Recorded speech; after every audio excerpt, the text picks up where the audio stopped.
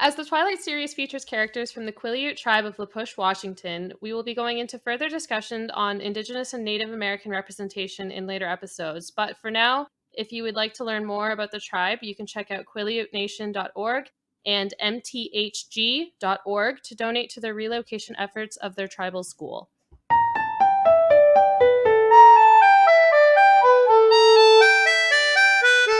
Hello, everyone, and welcome to Midlight Crisis, a real podcast hosted by three grown adults revisiting books from our teens, and it's totally cool. My name is Sophie, and my YA book title of this week is The Wish of Assassins and Assassins. Oh my god, really? Yeah. As somebody who loves assassin fantasy, This is ideal. I would read your book, Sophie. This is the book made for Sam. Oh my god, that's amazing. I feel like the wish of assassins and assassins is that their only wish is that there's just one assassins. Like, they just want there to be one. Is it Battle Royale assassin style? Yeah. Oh man. It's like PUBG, but assassins. I would read that. Someone will probably already have started writing it. All right, let's go into some other people on this podcast. I'm Sam, and my YA book title of today is A Circus of Wolfeals and Jugglers. Oh my god, it's perfect. It's perfect for me. Is the juggler like in the water? Or like maybe through like a tank wall like window juggling for the wolf Would the eel? juggler be me and then trying to feed 4 wolf eels at the same time? Are you juggling wolf eels? Yes. Okay. And I have a picture that proves I used to do this. Wow. Well, not juggling, because that would be we don't condone that kind of behavior. For legal reasons, it was not juggling. For legal reasons, this is only our opinions and not anyway. Let's say I more danced with them. So Yeah. the interpretation of a juggler could be interpreted as dancing. It's a circus after all. You do what you want in a circus. Yeah, juggling underwater is just dancing. So Exactly. There we go. Anyways, and last, I am Hannah, and my randomly generated YA title of the week is The Shattering of Pipes and Volcanoes. Oh no! Oh god, my heart just like stopped for a second. I know, like shattering pipes still haunts my nightmares. Unexpected water noises still make me really, really tense. Yeah. Oh man, I don't even want to think about that. Like, that would be a really cool, like, epic poem. Yeah, like, did the volcano come up in the aquarium? It's those little, like, geysers of sand that show up sometimes when your plumbing isn't quite correct. Those When are your the pipes volcanoes. shatter? Yeah. I was going to say it's weird how so many of these mimic our real life, but I put all of the words into there, so I put the words that I thought of. I mean, that's really the only explanation why there's a wolf eel one. Yeah. Specifically for you, there's also jellyfish in there for Sophie. Oh man. Next time. Next time, maybe. We'll Next find time on Midlight Crisis. out. Wow. All right. Well, with that out of the way, our great new YA books, how about we get into our Twilight discussion? Yeah. So, yeah, we're on to the second chapter of Twilight and Midnight Sun, which we have all read today or yesterday or way in advance. Who knows? You said that really suspiciously. Did you read these chapters, Sophie? Yes. Today. Today. Definitely. Half an hour ago. Maybe I'm doing it right now. I'm reading it while I'm trying to talk at the same time. Wow. No. All right, so how about let's get into what happened in Twilight. Oh, yay. Yeah, so I read this yesterday. So our Twilight summary for chapter 2. Chapter 2 is called Open Book. And to be honest, not much really happens at the beginning. We see a normal week of a girl in high school doing normal chores, etc. She has a conversation with Charlie about the Cullens. Edward is away for a week, in which she seems really worried that she's to blame for it, which, I mean, same. I would also be extremely anxious if someone looked at me with a death stare and then they disappeared for a week. Relatable. And then she's just getting over it. Bam, he's back. And then they have their first conversation in the biology class, and then the school day ends, and she almost hits a car, and that's that. Fantastic. I know. I don't think Midnight Sun diverged too much, but let's hear what happened there also. Yeah, so these are still the chapters where the story mimics itself in a pretty extreme way. But chapter 2 of Midnight Sun opens with Edward visiting the Denali Coven in Alaska, where he talks with Tanya, and tries to decide how he's going to confront the issue of a girl who smells like food. Obviously, he ends up returning to Forks and the high school, where he spends most of his time monitoring people's thoughts of Bella. During the cell bio lab, he asks a lot of probing questions and thinks about how Bella is so unusual, because she's a teenager who doesn't want to be the center of attention, is fairly attractive, and took an AP level biology class. Whoa. So unique. So she's not like other girls, you guys. No. No, on the note of, oh, she's not like other girls, I actually wrote down, I was like, she was extremely relatable this entire chapter. Yeah. Because, like, especially when she only ordered a soda at lunch because she was so freaked out by Edward being back, like, 100% would have done the same thing. I get super nauseous when I'm anxious. Don't eat. 100% get it. But also her hatred towards PE.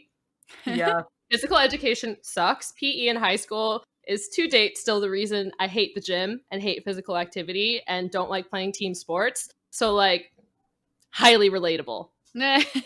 I have just like a list of things here that I'm like, these are the things that it's like, yes, exactly true of the high school experience. Yeah. I was like, it was, yes, accurate to worry over everything as if it's your fault, which still holds true to today. So not just high school. The fact that she was just rereading the assigned reading for fun, I was like, okay, maybe not relatable to everyone, but yes, absolutely. And then the whole scene where she's like showing off with the microscope, she's like, oh, it's anaphase, and like trying to do it as quickly as possible just to prove how good she is at it. I'm like, absolutely yes. Yep. That is very relatable, especially with a boy. So what you're saying is that for the three of us, someone being anxious, hating gym, and showing off at biology and reading books is like a relatable thing. Okay, Oh my God. why you gotta call us out like that, Hannah? We're all like anxious biologists in our real lives Yeah. who do a book podcast, but like I'm sure that has nothing to do with why we find Bella to be a relatable protagonist. This is relatable to Wow. everyone, right? Yeah, our experience is universal.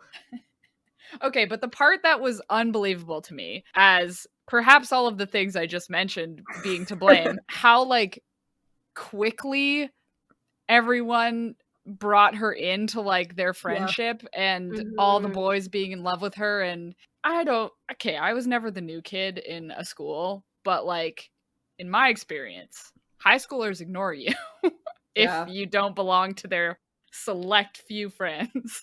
Yep. Yeah, I don't even know. I was like, well, everything else I can get behind it. Not sure about all these people who are like, oh my God, Bella, she's the best.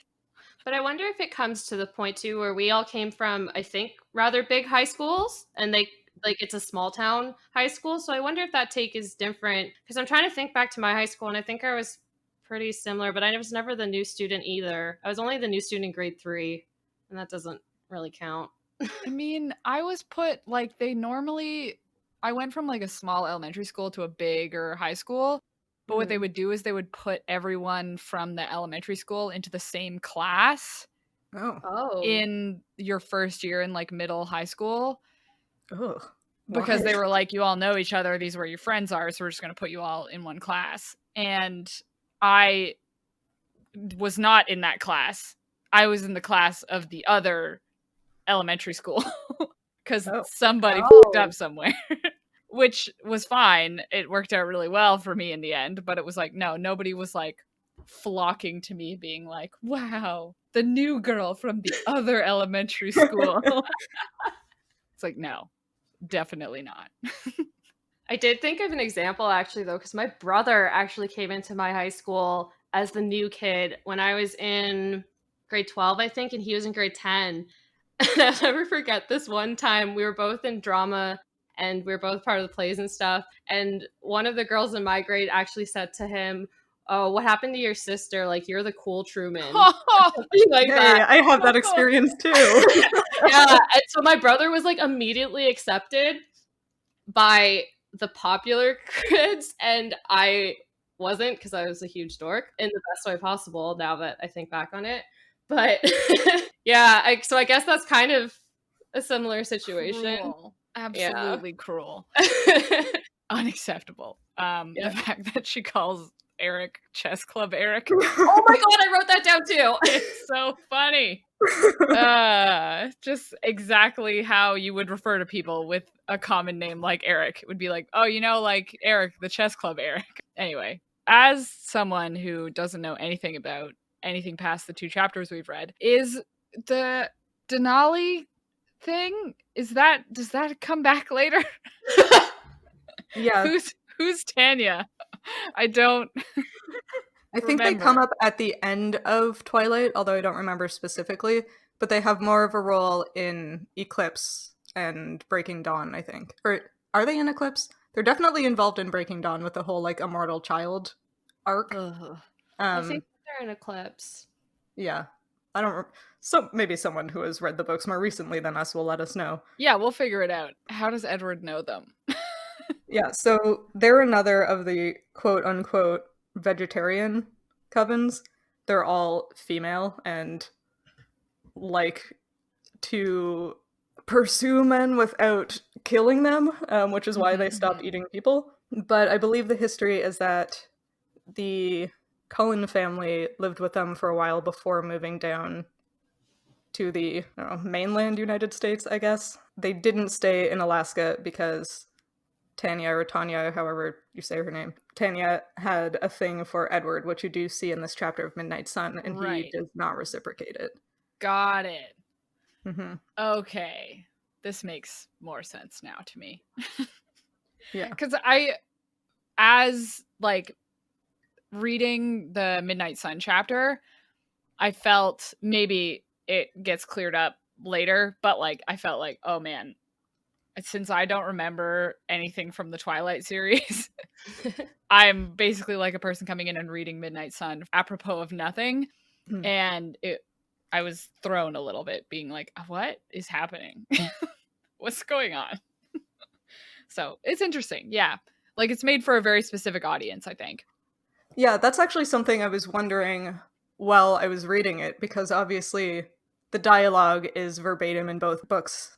The scenes are the same, and I was wondering what separation, I suppose, Stephanie Meyer was anticipating people would have between reading Twilight and reading Midnight Sun.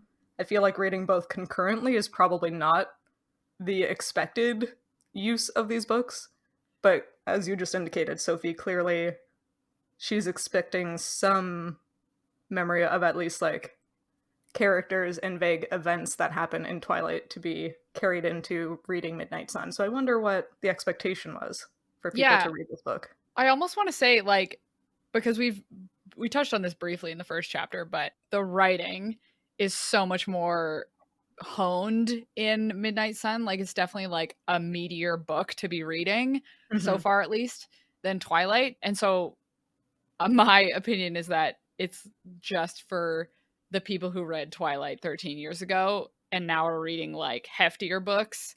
Right. It's for them to reread Twilight, but older. Maybe. I think it's an interesting point, though, because it makes you wonder if anyone's going to actually read Midnight Sun without having read Twilight. And even in series, usually the second and third book, there's still enough information that if you, for some reason, didn't read the first one, you can pick up on like the world building and some of like the characterization points, or there's like little reminders if it's been a while since you read it. Whereas, yeah, there was like no reminder of who Tanya was or anything in this. So I don't know. Yeah, I feel like it is not meant for someone who has not read Twilight. I suppose at this point, if you haven't read Twilight, you probably aren't going to. So there's likely not much sense of aiming to that audience. Although I suppose if like the target demographic is the young adult audience, those people would not have been reading Twilight when it came out. Like the people who are 13 to 18 now. So maybe, I don't know. That's interesting. Maybe if you are someone who is listening to our podcast and for whatever reason has not read Twilight but is reading Midnight Sun, please let us know. Please tell us why. We have 20 total downloads. Wow. So, the thing that this chapter of Midnight Sun gave me that I never got out of the entire Twilight saga was actually a good reason for Edward to be interested in Bella. It finally clicked for me why he might have been interested in this very generic female character. So I thought it was really interesting that this chapter in particular really clarifies that Edward's obsession with Bella is rooted in curiosity rather than like any sort of like romantic, sexual, or even gastronomical interest. And like because of the lifestyle they choose to lead, she's probably the only thing he's encountered in like decades that's actually new. That's a good point. Yeah, that might have been there in the original series and I just didn't pick up on it because I wasn't looking for that kind of thing there, but like I feel like I finally understand why Edward reciprocates Bella's interest. So that's nice. Yeah, to add to that too, I actually really enjoyed rereading that like first conversation because it was just like between two people and it wasn't super flirty and it wasn't like expectations on anyone. Obviously she was a little apprehensive about it, anxiety, again, like totally fair given the way he treated her, but Yeah. it was just a genuine conversation that two people have, and I really enjoyed that. I actually got the opposite thing. Rereading it again, I was shocked at how flirty it seemed to me. Yeah. Really? Yeah. Well, because maybe I read way too much romance. Yeah, that might be it. I also wouldn't be able to identify someone like flirting in real life if they like hit me over the head with a sign that says I'm flirting with you. So maybe take my interpretation with a grain of salt. Okay, but like I was saying before, 100% any of us, high school flirting for us would have been showing off over a microscope. So that's probably why you read it as flirting. No, that's a good point. You know what? Okay, wait. So, like to go back to that, I think because I was never like one to be like do that for flirting. I mostly just did it like, oh yeah, I'm better than you. Yeah. I was so ridiculed and like whatever, so I was just like, oh yeah, haha, I'm smart. I don't know if I ever did it with flirting intentions, so maybe that's why I didn't think of it that way. But also maybe I just read way too much romance where like the flirting is just really so thick. obvious that I was like, oh, this is just like a good normal conversation. I miss this.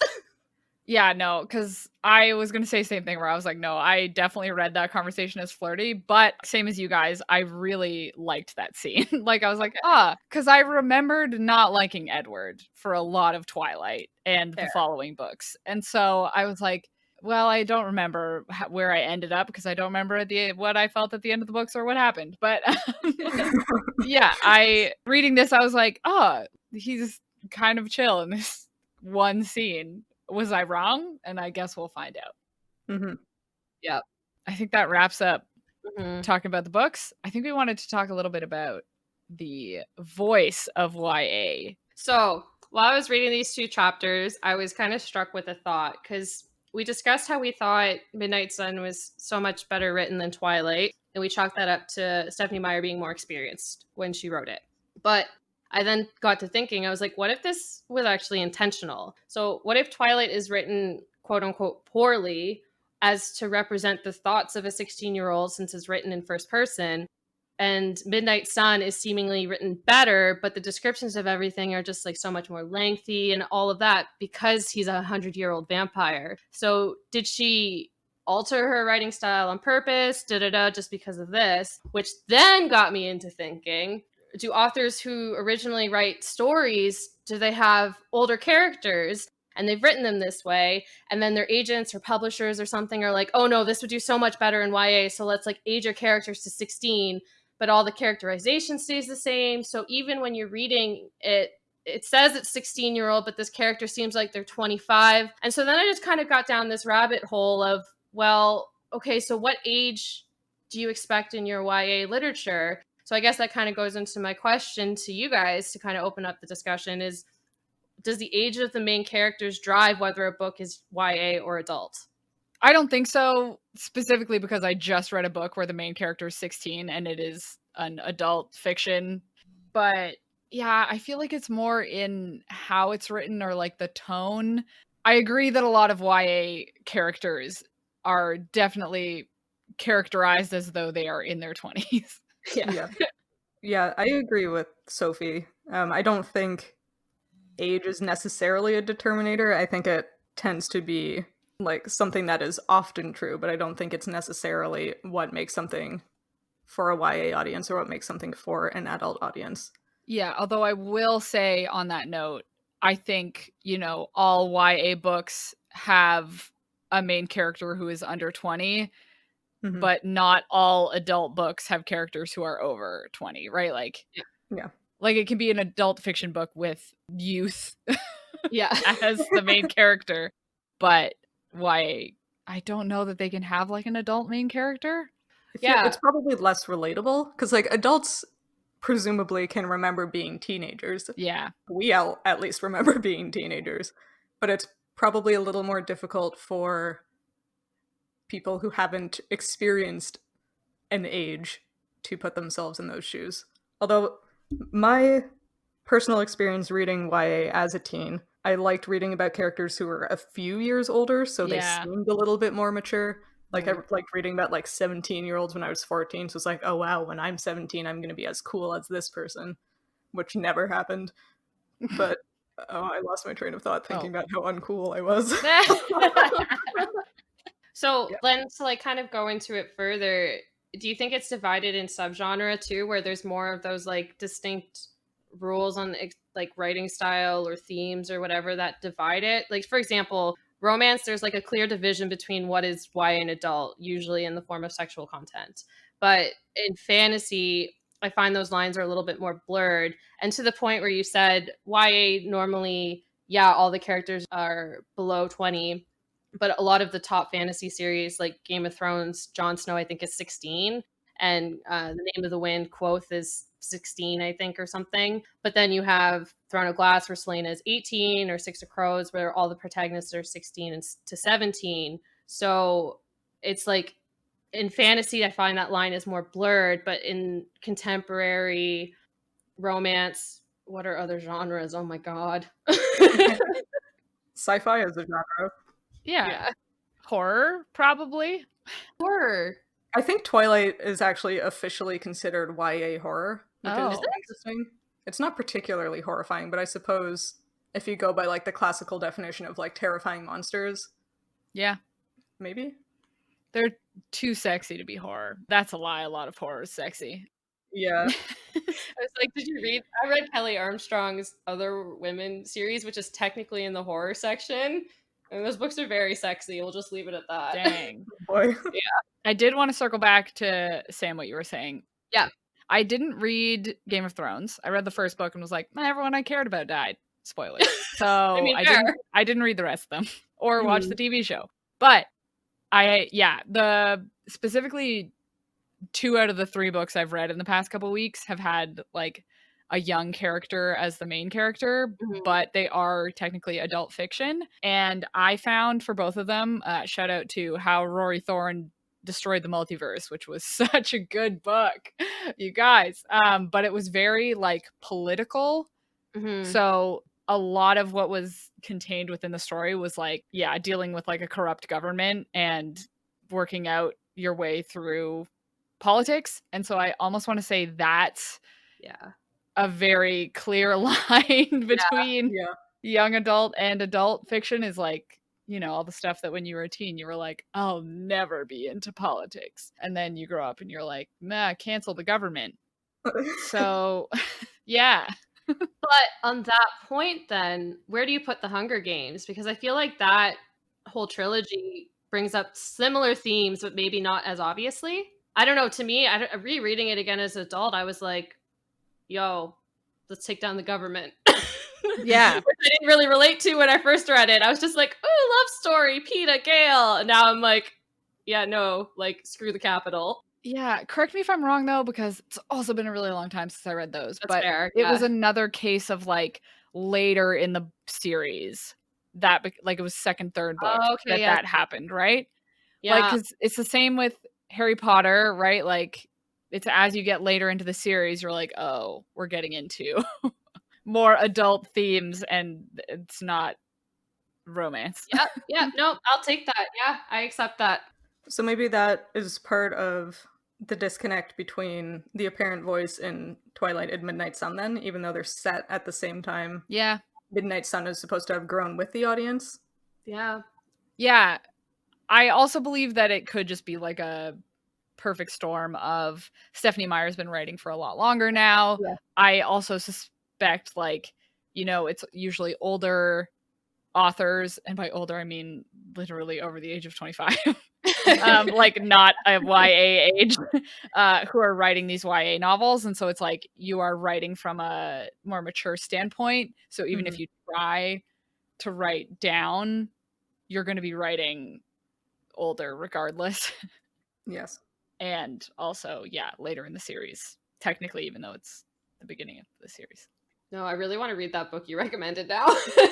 Guys, it's so fun. It's like, oh my god, it's The Princess Bride in space, and I love it. Yeah, I'm definitely gonna read it now. Anyway, it's fun. A fun book. A fun romp. But about the book that we're actually talking about. Yeah.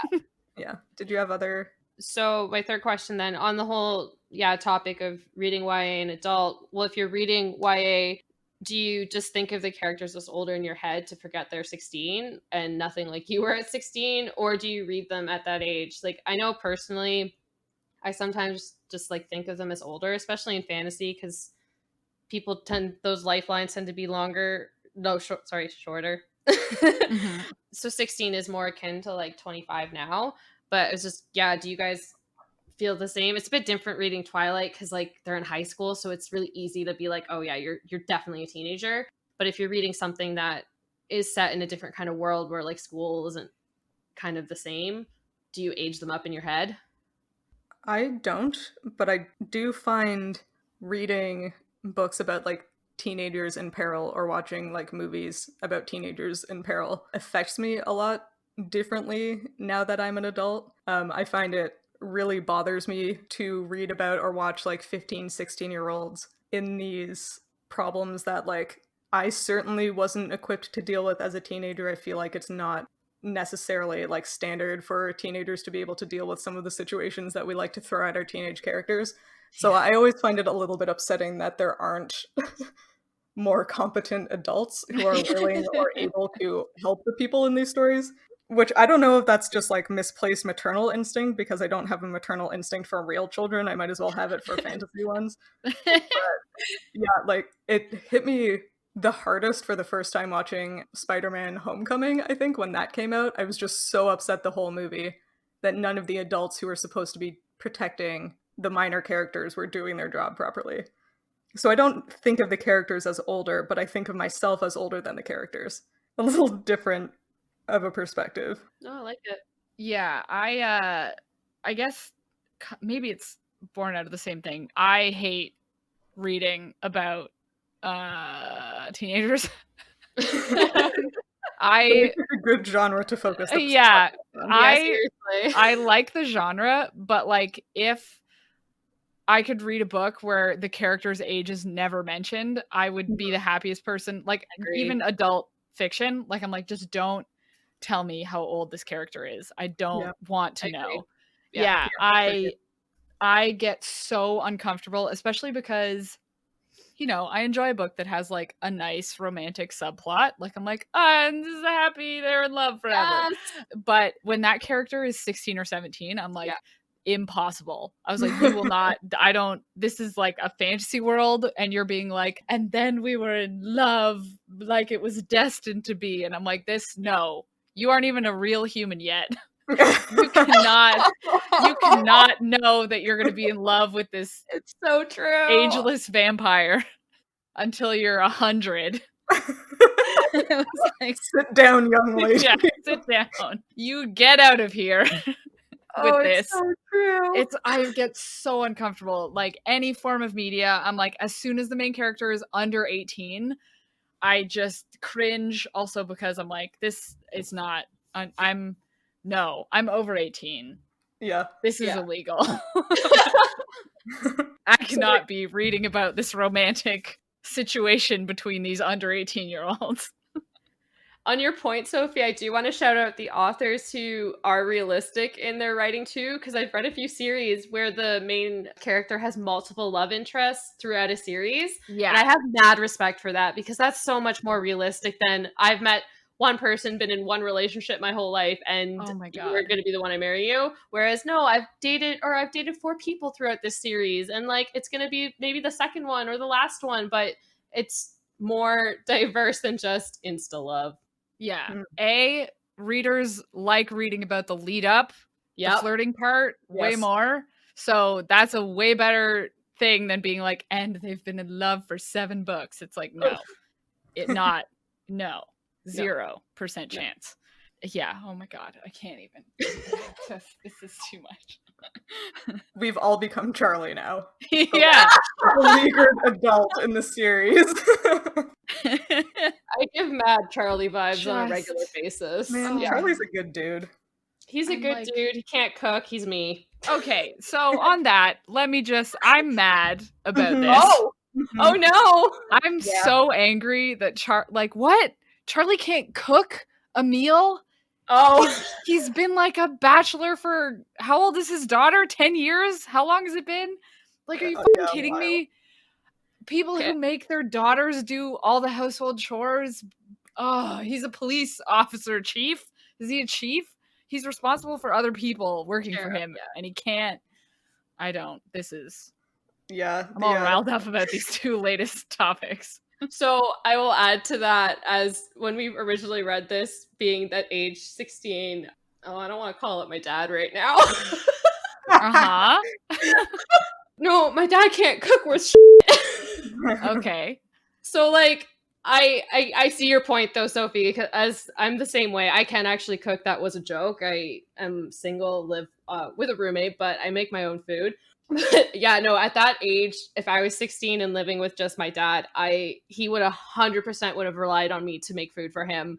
And because my mom did all the cooking. I was in that traditional family where my mom did all the cooking. Yeah, but hear me out, okay? He didn't know how to cook. Yeah, but hear me out. I'm not defending it. I'm just literally, hear me out. Okay, right now, one of your parents not being able to cook because the other one can, and they are together and live together, that I allow. Like, okay. Sure. But, like, can you imagine if you had been, like, you, me, Hannah, we all live on our own right now. Yeah. Like, imagine if we couldn't cook after living alone for so long. I know. It's okay. Like, true. I've had 4 roommates in the course of my adult life. None of them cook. Like, 2 of them were my age, 1 is younger, and 1 was much older. None of them really cook. So it seems to be, this is something that also bothers me a lot. I don't know why, but it seems to be a thing that there are more adults in the world who can't cook than I would have assumed. Because I also grew up in a family where, like, a lot of home cooking. My dad worked and my mom cooked, like, very traditional in that respect, but it was always food being cooked, so it never occurred to me until I moved out with my roommates that there would be people who didn't cook. But and like, it still flabbergasts me that there are adults who don't cook. Again, in like today's world where you can just get food or order it or buy a whole meal at the grocery store. Yeah. But if you're in the middle of nowhere town and you live in the middle of the forest, like, what has Charlie been eating? Doesn't he go to the diner? Wait, or is that just the movie I'm remembering? Does he go to the diner for 3 meals a day? Every day? He probably gets it for free. Because, like, he's the town sheriff. It's a small town. Like, the diner honestly probably gives him the food for free. So it does say in Twilight that Charlie couldn't cook much beside fried eggs and bacon. So he's clearly competent enough to, like, chuck some stuff in a frying pan. True. And, cereal. Chicken nuggets in the oven. How long has he been living alone? Anyway, I'm fine. It's all fine. Charlie, get your shit together. Speaking of Charlie, I found something it stuck out to me in Midnight Sun that I thought was really interesting, but comes from Twilight, which is, I don't think we've mentioned it in this podcast, but anybody who's read the books knows that, like, Bella does not refer to her father as dad except to his face, right? She always calls him Charlie. But then during the conversation in the cell biology lab, Bella complains that Charlie must call her Isabella behind her back because everybody calls her that. And I'm like, well, you don't call him by what he wants you to call him behind his back. How are you complaining about this when you're doing the exact same thing? So I just reading the chapter, or the two chapters immediately back to back, I was like, wait a second. Something doesn't add up here. Just typical teen. Charlie. Anyway. It's very traditional masculine cop character, eh? Yeah. He's a good dude, but you definitely know the character.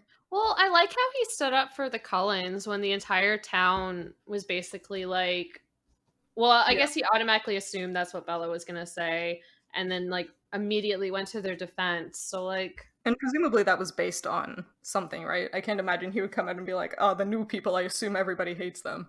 Well, so in his little speech, he does say that like at first he assumed, and he says like, what with all those adopted children? And I was like, that's true. Boy.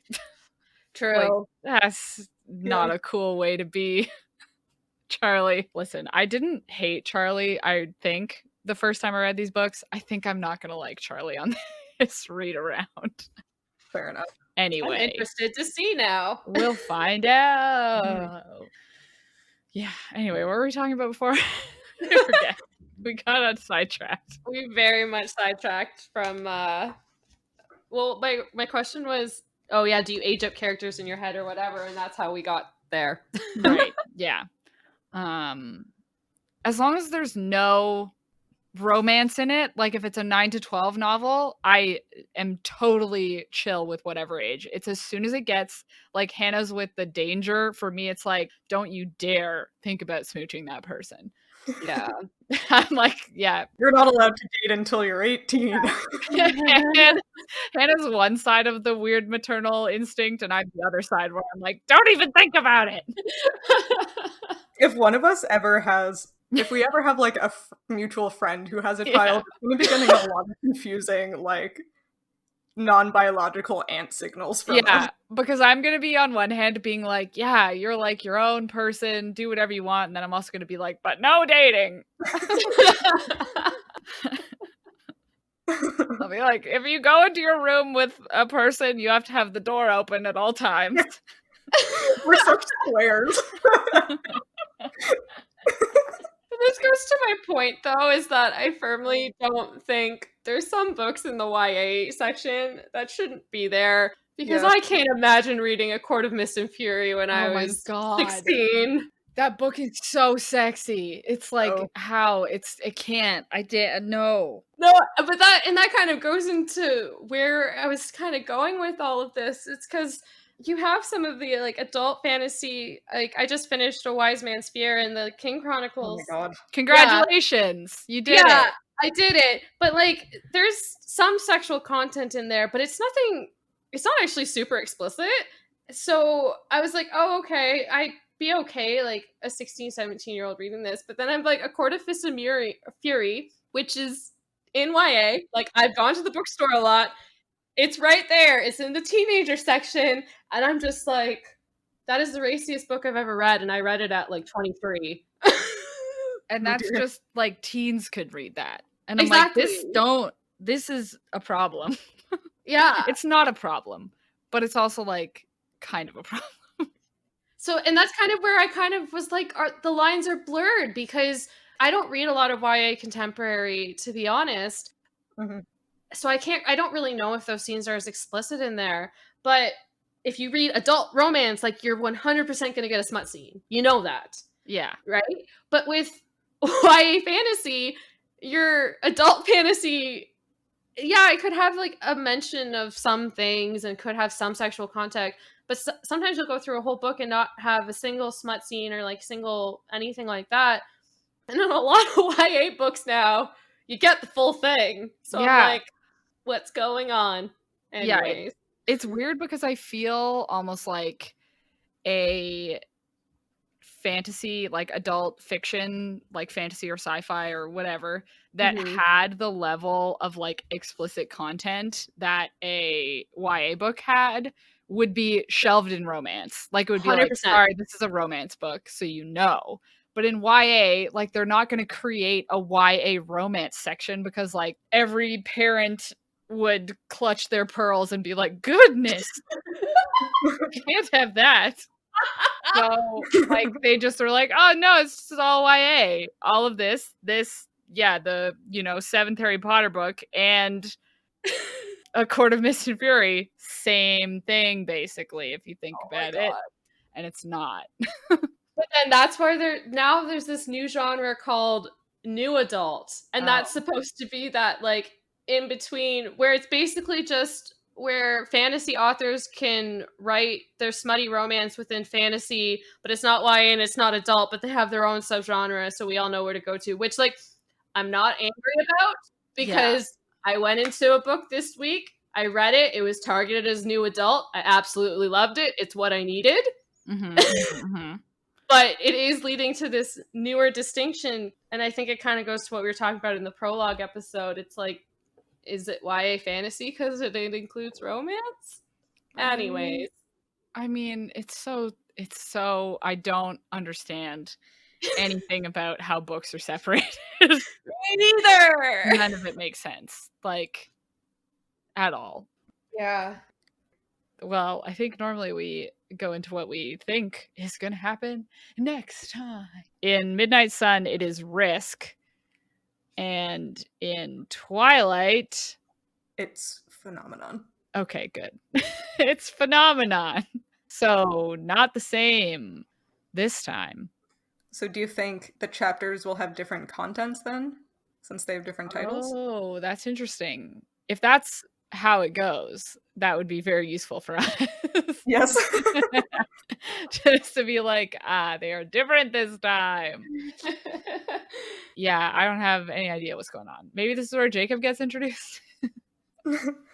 I would love to see more of like the vampire family behind the scenes. So hopefully we'll have like a scene at home where we can see how they interact with each other when there aren't humans around. That'd be nice. Yeah, that would be really cool, actually. That's what I was hoping more of Midnight Sun would be, to like kind of open our eyes more to the Cullens. Yeah. Their like culture or their dynamic or something like that. I'd be interested in seeing more of that for sure. Yeah. I honestly don't remember. Like, I have zero idea what's going to happen in the next chapter. Is she going to go grocery shopping again? Maybe. Is she going to clean the house again? Like, probably. I genuinely don't remember. Probably because Charlie's incompetent. Is she going to dissect a fetal pig in biology? Or a frog. What if I read the first line and we can see if that sparks anything for us? Okay. Sure. I have them open and I'm not sure it's going to help. Yeah, it's probably not going to help. Yeah. Okay. So the first line of chapter 3 of Twilight is, when I opened my eyes in the morning, something was different. Which is not even remotely helpful. Watch her as she sleeps in the Oh next God. Whoa. Oh no. Oh, no. I forgot that we're gonna talk about that. Yeah, I take everything nice I said about Edward back. Yeah. Oh, maybe. Oh, I just flipped a few pages forward and now I know what's gonna happen. I got too excited. Oh, dang. Well, I won't spoil it. Yeah, don't spoil this book that's 13 years old. But I've already read and should remember, but yeah. I read like one line in the middle and I was like, oh yes, okay, I know what this is, so. Oh, dang. Well, that's about it for us today. It's basically my bedtime, so I think we'll call it there. Anything from you guys? No, I like sleep too. Yeah. I'm a time zone ahead of you, so I'm practically asleep right now. Dang. It's 8:45 p.m. It's so late. So, speaking about how we've all turned into old curmudgeons, it's almost 9 p.m., guys. I don't know how I'm gonna do this. Oh. Anyway. If you liked this chapter of Midlight Crisis, consider rating and reviewing us on iTunes or your podcatcher of choice, or sharing the show with a friend. You can talk to us and find fun-related content on social media. We are at Midlight Pod on Facebook, Instagram, Twitter, and TikTok, and all chapters of the show so far are available on our website, midlightpod.podbean.com. And until next time, remember, when talking to humans, use your quiet voice to make sure they feel comfortable. Form a polite smile with your lips, and make sure to not show any teeth.